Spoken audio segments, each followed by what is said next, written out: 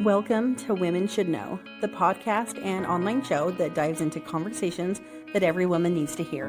From career to confidence, relationships, and real life wisdom, we're keeping it unfiltered, raw, and real. I'm Nicole Hurst. Let's get into it. Hello, everybody. I am here with Cindi today. Before we jump into questions and all the fun stuff, tell us a little bit about yourself. I am a functional nutrition practitioner and a menopause coach. And my journey started like 29 years ago with my first pregnancy and gestational diabetes. And so that whole path, like all those years of finally making it to where I am now, my health, my husband's diabetes diagnosis, and everything like that. I just knew that there was better nutrition out there. I used to make my own food 20 years ago, and there weren't any good healthy foods out in the stores. So you had to Yeah. make your own. And then Tell now me what there's you a mean lot by more. make your own. I would do everything from scratch. Okay. So I'd make ketchup for when my kids were little so that I could remove the sugar Right. and just Okay. make it from scratch. And then I would do like cream of chicken soup. I would do it from scratch. And I was trying to remove a lot of like the toxins. My Yeah. master's degree is in environmental studies, so I got on that whole GMO rabbit hole thing and how much it does affect our health. So that is also part of my journey. So yeah, I made a lot of food from scratch. And nowadays there's like organic ketchup that you can buy, whereas years ago you couldn't, and there was just like one kind. And so I've noticed how nutrition has played a part in my menopause symptoms. Like when I was in perimenopause, I didn't realize until recently, I never really had severe symptoms. And I was like, because I was already on my nutrition journey at that time, and how I'm like connecting the dots now of how, yes, I was already helping myself because I didn't even know I live in Texas. So like I'd start sweating. I'd be like, oh, I'm just in Texas. It's hot. But then I look back and go, no, that was like a hot flash, but it didn't debilitate me kind of thing. So that's where I can talk about nutrition like forever and just how it affects our body. Yeah.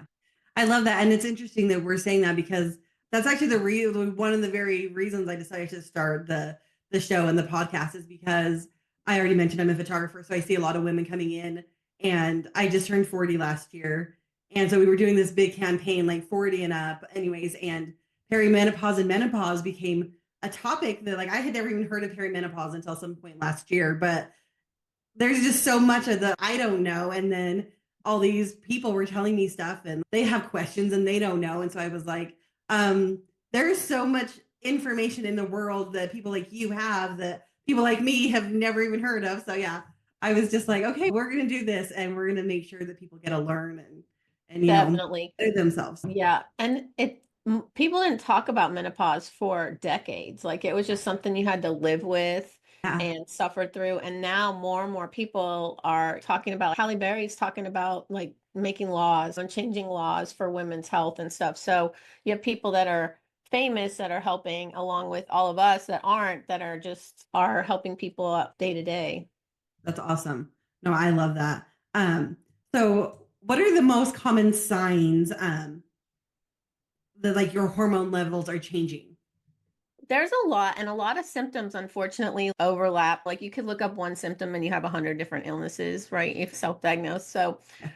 the first one is like irregular periods. Longer, shorter, or skipped months, then you know something, your hormones are changing because the estrogen and progesterone are like fluctuating and actually going down slowly.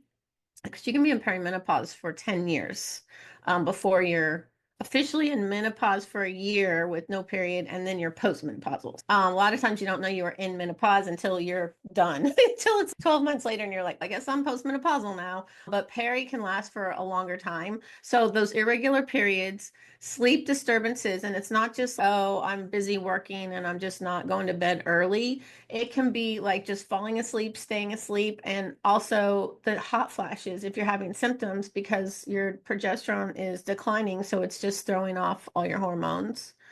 Our moods, obviously, we already had moods every month anyways, but they're more like prevalent, like more mood swings, further swings of your moods.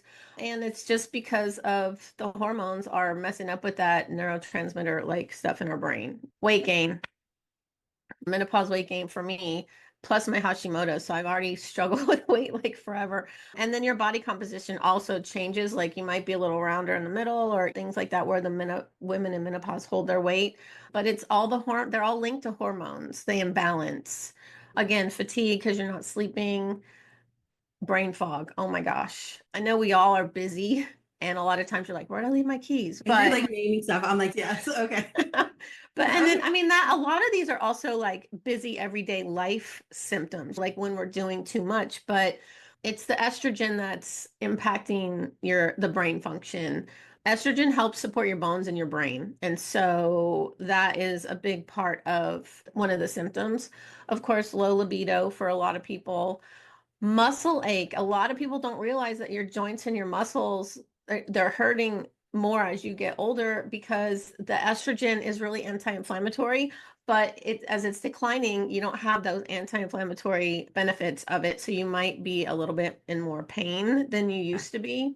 Yeah. And of course, like thinning hair and dry skin, which dry skin and thinning hair, it's also a thyroid side effect. So with my Hashimoto's and hypothyroidism, that was also something that I had. So a lot of it is you might think it's one thing, but it's not. So getting like full labs is really important. I was going to ask you a little later, at what point do you decide, okay, I want to go? Like, what's the best way to find someone? Because I feel like I did like my annual checkup and like my labs came back fine. And I'm like, yeah, but I feel like there's more. And I know you're in Texas and I'm in Utah, so we're not really super close, but like, what's the best way to find someone that is actually going to take you seriously and like check all the hormones? What do we need to look for when we're doing our research to find someone? I always went to women. I always go to women GYNs just because they live what we live. Like they know what Yeah. we're going through every month and stuff like that. But I also when I work with clients, give them a list of questions to ask doctors. So you want to still go to your same doctor, fine, but ask them questions like how much do you know about hormone health? Do you support hormone HRT or bioidentical hormone therapy? Do you support working with someone like for lifestyle and nutrition? Do you incorporate that into your doctoring kind of thing? Things like that. And do you do comprehensive testing? Because I know with my thyroid doctor, all they would do was like TSH and then a couple other ones. And there's 9 markers for thyroid.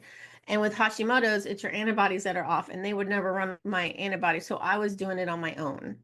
And that is why I got into functional nutrition, is because now if I'm working with someone, I have a spot where I'm like, here, you can get the tests that you need if your doctor's not running them for you. And then you can take them to your doctor going, look, this is what I have.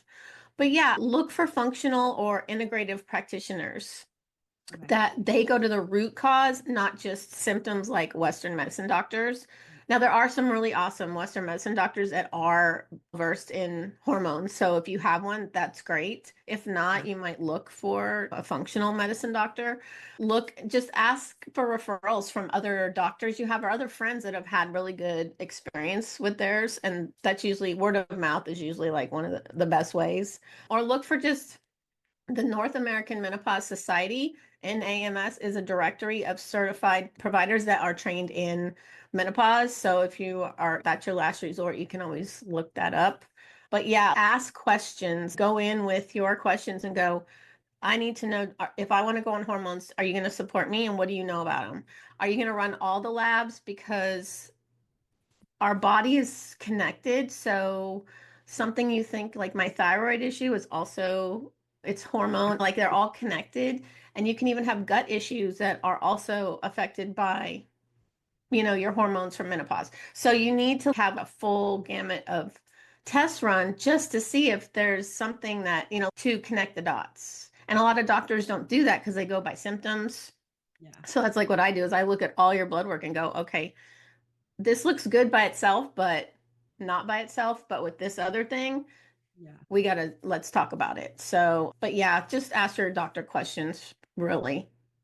And how often do you recommend someone get like the blood work and stuff, or just? Probably every 3 months, and sometimes it can go every 6 months. And it just depends. A1C, like blood sugar, is really affected by menopause. So A1C is every 3 months because that gives you a true picture of your blood glucose, not just like the finger prick fasting one. 3 to 6 months, depending on, sometimes like a year. Like I do my thyroids once a year, unless I'm looking for something. And if you change medicine or start doing more holistic approach to it, you can get it done sooner, like 3 months or 6 months to see if that's working for you instead of Okay, waiting. a year or whatever. Yeah, definitely. Yeah. But I do know a couple ladies who have Hashimoto's, and their diet or their dietitian or doctor basically told them just don't eat gluten. As you already mentioned, that's something you deal with. Is there more information that they might find useful? Years ago, when I first got diagnosed, it was in 2001. And so there was like the internet was still new and stuff. So I found like a advocate online and researched everything. And yeah, I don't eat gluten and I don't eat soy because it's an endocrine disruptor. And because of the thyroid, everything runs through the thyroid. I just am like, okay, I don't want anything like messing it up. I have a multinodular goiter on mine. So it's not just I had like hypothyroidism and I changed my diet and it went away. My numbers are normal except for my antibodies. So I will have Hashimoto's forever. But Yeah. yes, avoiding those foods, and gluten is an inflammatory food. So you want to get on a anti-inflammatory diet for sure. So avoiding gluten, and believe it or not, dairy is also inflammatory, which I'm lactose intolerant. So I miss cheese, but so I don't eat any of that, but I have like oat milk. I make my own oat milk and almond milk or cashew milk, but the anti-inflammatory diet is definitely going to help most symptoms of like more than just menopause, like Hashimoto's and things like that. Ashwagandha and stuff like that will definitely help for thyroid because I take a couple drops in my breakfast shake and do that. But yeah, there's a lot of misinformation out there and a lot of people just saying, I just stopped eating gluten and my numbers got normal. And what's one thing that I've learned, I'm also a macro nutrient coach. Like I help people with their macros. And for menopause, how many women have eaten like 1,200 calories a day for like years or decades, right? Under eating, that messes up your thyroid. It doesn't like function like it should. So your numbers are way off. And so that's another, you may not have had a thyroid problem. You may have just needed to eat more and then your thyroid would normalize again. So that's That's people that say, "Oh, I stopped taking gluten and I'm like my numbers are fine." Well, most likely it was your diet that was causing it. Like mine, I actually have an autoimmune. So there's a lot more to every issue than just, okay, stop eating gluten and you'll be fine. Unfortunately. yeah. And the funny thing is, when I have one person in my head that we had this conversation, but when she told me that's what her doctor said, I was like, I feel like there's more to this. I feel like there's more than just remove one thing from your life and it'll all just be fine. Yeah. And then Obviously, we had talked to have it forever too. Like that. yeah. Unfortunately, Western medicine doctors get about one nutrition class in all of med school. So it's not their fault that they don't know nutrition. And so they would have to learn it on their own. Like functional medicine practitioners, they go to the root cause. So they look at nutrition, they look at like everything, like just like stress and emotional stuff and everything that fits all into our body affects it. The fact that they said avoid gluten, that was probably better than not telling her anything. Wrong. That is good. They Yeah. gave her some advice. So, Yes, yeah. And it's hard. um, That's why I have to make my own stuff without gluten. It's hard because the stuff that's gluten free on the shelves has so much more stuff added to it it's not as healthy as it should be. So yeah. yeah. So it sounds like you do a lot. It makes sense as a nutritional practitioner. But is there anything that you don't make from scratch? Is there anything that's like easy for you that you feel comfortable like picking up and putting into like buying and then just like whipping up at Oh, home?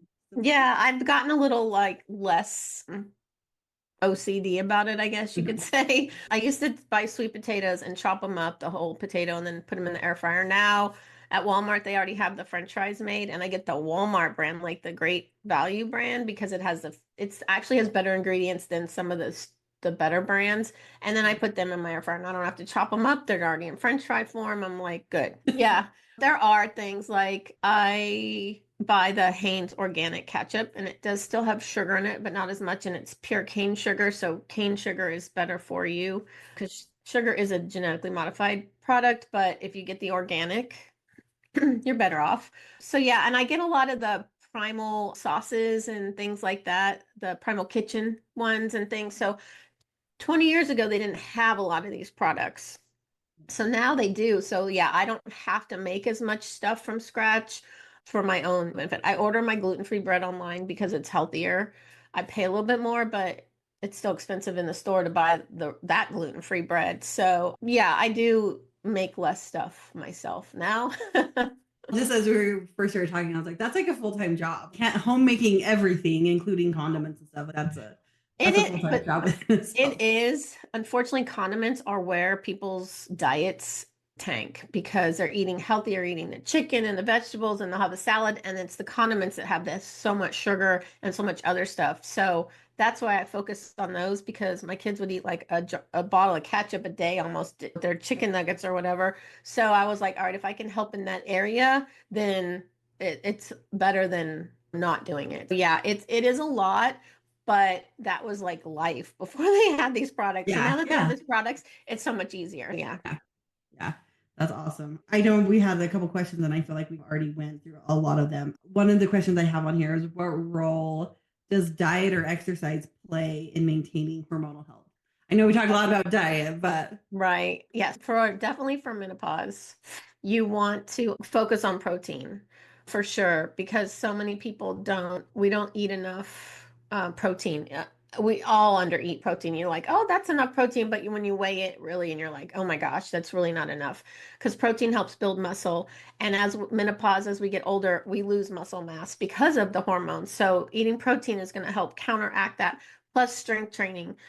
I was one that was like anti-exercise except for a treadmill or a bike. My husband has been a power lifter for years. We have a whole gym in the garage. Do I ever use it? No. But a little over a year ago, I'm like, I need to start with dumbbells. And so I have dumbbells up in our bedroom and I just do dumbbells. And it's a slow process, but you're building muscle and you're supporting your bones because you lose bone mass too as you get older because osteoporosis can set in. this sounds fun. But I'm like doing dumbbells and I have these exercise cards and I like put something on to stream just to hear something because to motivate me to exercise because like I said, I was a very anti like weightlifting. And we've been married like almost 30 years. So I've been around weights like a long time, but I had to come to terms with it myself. And I'm like, I have to do this for my body. And so cardio, yes, but you don't want to excessive cardio raises your cortisol and that affects menopause worse because it stresses out your body and we react to stress worse in menopause. So you want to do like the slower walks or some people it's the NEAT activity, NEAT, it's non-exercise activity thermogenesis, but it's everything you do that's not in your exercise program. Walking to the mailbox, walking your dog, doing chores around the house, parking further away from the store and doing that. It's getting your steps in without it being a physical workout. And it's so much better on your body. So aim for 8,000 steps to 10,000 steps a day, but not doing like HIIT or like Jane Fonda cardio or whatever, like the heavy duty cardio, because you're just hurting your body more in menopause. But yeah, strength training helps build muscle and help protect the bone. And insulin sensitivity again in menopause, it starts to go up, so more people could become like pre-diabetic, more women. So you want to do the strength training because that definitely helps with that. And the eating the right protein helps also because you're not eating the foods that are more likely to lead to diabetes.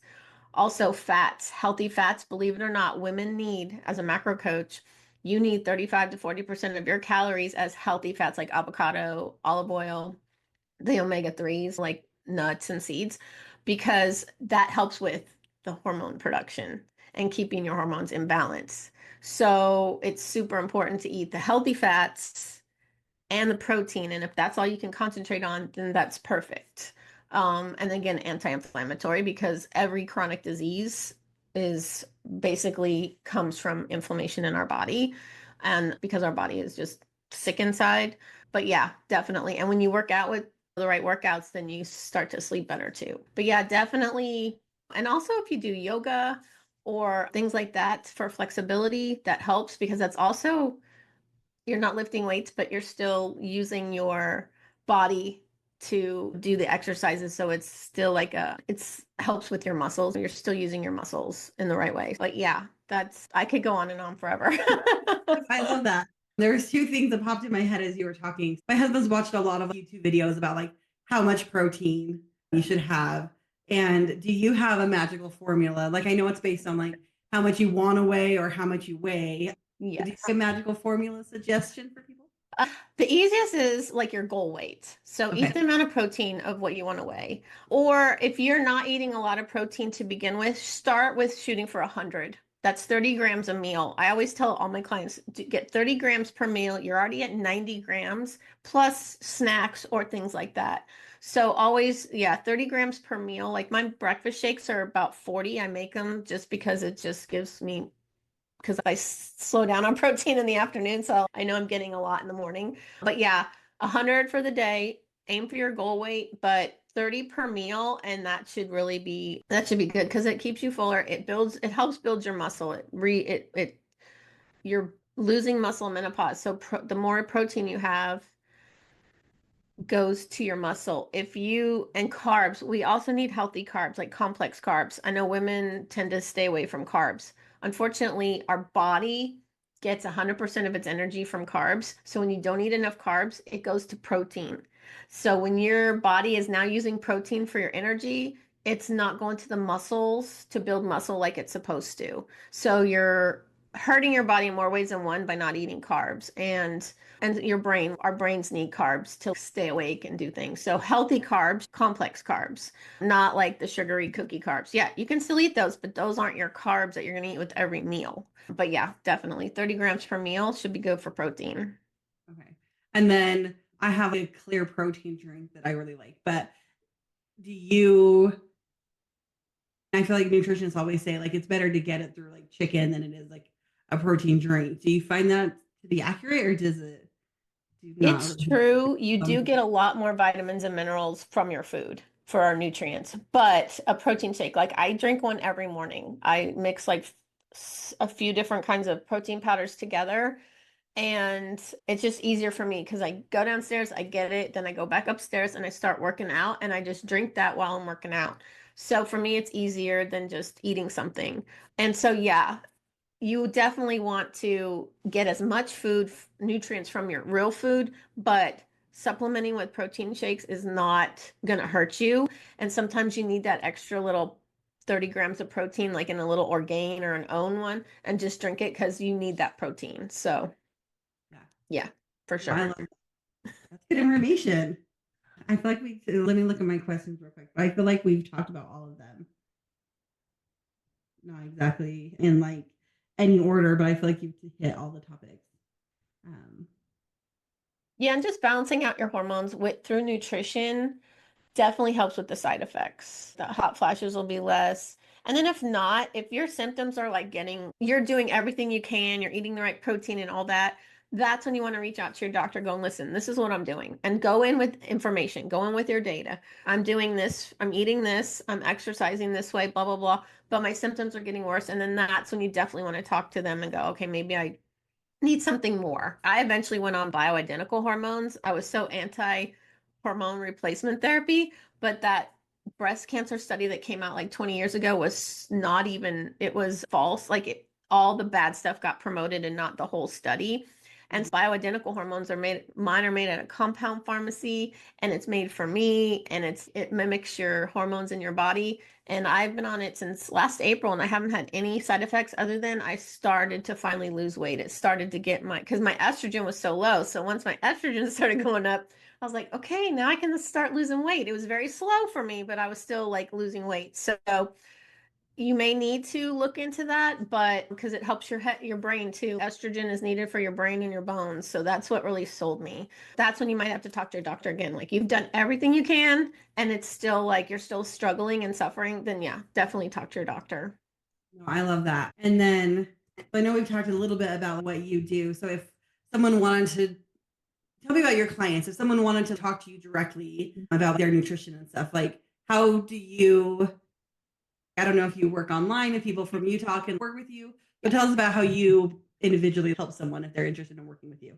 Yeah, I work pretty all online. So I work with anybody in the world, wherever you are. And yeah, I have my website. You can reach out and contact me. I do have my booking link on there, and we talk for an hour, and I have a little form you fill out that's emailed to you that gives me an idea of where you are. And then I can personalize that call and be like, yeah, this would be great, or no, what would be a good fit? Because sometimes people like the people come to me aren't really where I can help them. But my website is cindystickle.com. It's CINDI stickle.com. And yeah, there's information on there. I have freebies on there too that people can sign up for menopause that help them like what foods they should like be eating and avoid. But yeah, and that's what we do. We talk first, and then if it's a go, then they get enrolled into my one-to-one program. And I just expanded it from 3 months to 6 months because 3 months is we're just barely getting those habits formed, and I didn't want to like stop. So now it's I stay with you, I hold your hand for 6 months.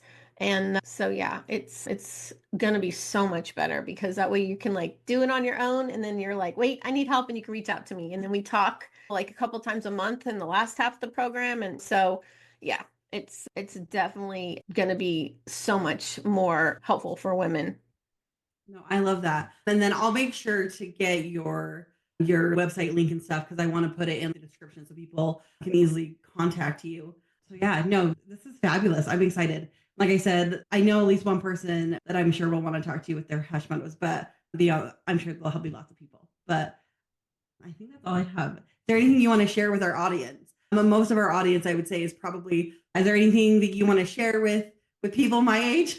Yes, which I wish I had known when I was your age. I'm 58, That's so I'm like not old, but starting now in perimenopause or even before perimenopause sets in, because some people can get perimenopause in their 30s, late 30s, to start doing these things now. And you don't have to change everything overnight, but just start making these habit changes because it's going to help you with your symptoms in perimenopause. And then you're going to be set by the time you're like in postmenopausal. You'll have a good 10, 15 years of doing this. And then your symptoms, like my symptoms were, I didn't even know I was having symptoms kind of things. Definitely start now and just be aware of it. Like you don't have to be like, oh my God, this menopause is awful. You just start making these changes, and food is so readily available now that's healthier that you don't have to make like I used to have to make. So you can just start making swaps. As things run out, buy something healthier in its place. So yeah, you don't have to do it all at once. I love that too because I feel like I sometimes feel like I'm a very like all or nothing person. Yes. So I love that. Like just make easy swaps. Get the better ketchup. Get the better Yeah. salad dressing. Yeah. That all or nothing, that's good because I think it's just human nature for all or nothing. And so, yeah, that's one thing I definitely work on with my clients is it's all or something. Like every little step forward is a step in the right direction. And if you're running a marathon, you don't just wake up and never have run before and all of a sudden go run 26 miles because you're going to be sore. And so you do those, you practice however long to do your marathon. So it's the same here. You have to take those little steps because habits take like at least 21 days, if not longer, to form. So you do one thing, and then once that is natural and you don't think twice about it, you start another habit. So as I'm also, yeah, trained in habit change as a health coach, yeah, it's a lot of people want to just do it now. I'm like that too. I'm like, why is this not like happening yesterday? But it's those baby steps. So yeah. Yeah. No, I love that. I'm excited. And I will, yeah, I'll make sure everything's linked so everyone can find you and your website. And yeah, I think that's it for today's show. Thank you so much for having me on. Yes, you're absolutely welcome. That's a wrap on this episode of Women Should Know. Did you love it? Then hit the subscribe button, leave a review, and share it with a friend. You can also find me on social media under Women Should Know because the conversation doesn't stop here. I'll see you next time. Bye!